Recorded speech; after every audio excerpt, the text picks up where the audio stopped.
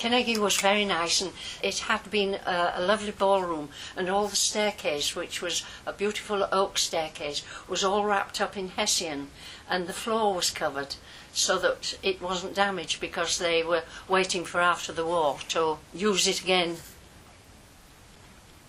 That was a wonderful thing, that we were just like day workers, because once we got back to the hostel, off with your jeans, off with your Land Army uniform, down onto the promenade, Winter Gardens, dances every night at the Winter Gardens, and there was a lot of forces, a lot of troops here, training here in Penzance, and it was just like being at home and going out to work, you know.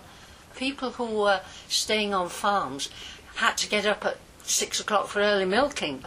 We were in a hostel where we got up in the morning, had breakfast, everybody got in the lorries, were taken to wherever farms they were going to work on, and you went on to different farms almost every week. So I'd just been about on every farm in this end of Cornwall, because when I dropped the last passenger, I always worked on that farm and then picked them up coming back home in the evening. And we had people come to the hostel to give you a concert or to play the accordion. And I had my piano accordion with me, because I used to play the accordion before I came in the Land Army. I used to play for dancing and singing. We used to have sing-songs. How You Gonna Keep Us Down on the Farm? That was one of the favourite ones, sitting in the back of the lorry. Going along, they'd be singing on the top of their voice. It always sang, how you gonna keep us down on the farm after we've been on leave? How you gonna keep us away from Yorkshire, messing about, painting the town? Now you're gonna keep us away from home. That's the mystery. Some of us have never seen a rake or plough, and who the heck is gonna parley-voo a cow? How you gonna keep us down on the farm after we've been on leave? That was one of them, and the other one was, oh, would you rather be a pig? But they were always sung in the back of the lorry, and one or two really good singers there were amongst them. In Penzance we had Italian prisoners. We repaired Kenegie Drive, and I was in charge of a whole group of prisoners, and I was given their food ration when they came to the Penzance.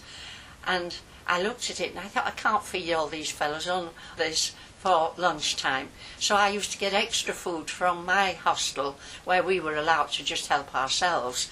I used to get several tins of sandwich material and cake and all sorts of stuff to feed the prisoners. So I got on quite well with the Italian prisoners, and when I left to go to Place House, they made a cigarette case for me, and they had it imprinted, and it said, "Live and let live." I thought, I hope somebody's doing this for our lads in Germany or Italy or wherever they are. And that was when there was the Nafi Club, Navy and Army Air Force canteen, and I couldn't drive the lorry to the Nafi Club, and they asked me would I take people home at night once they'd been working in Penzance, and they gave me that little van. And after I'd finished my Land Army driving in Penzance, I went to the Nafi Club, and everybody that had been working later in the evening, I took them home and took them to where they were billeted. It was done in my own time. That's me sitting on the front, and that was the man that was in charge of the Nafi Club.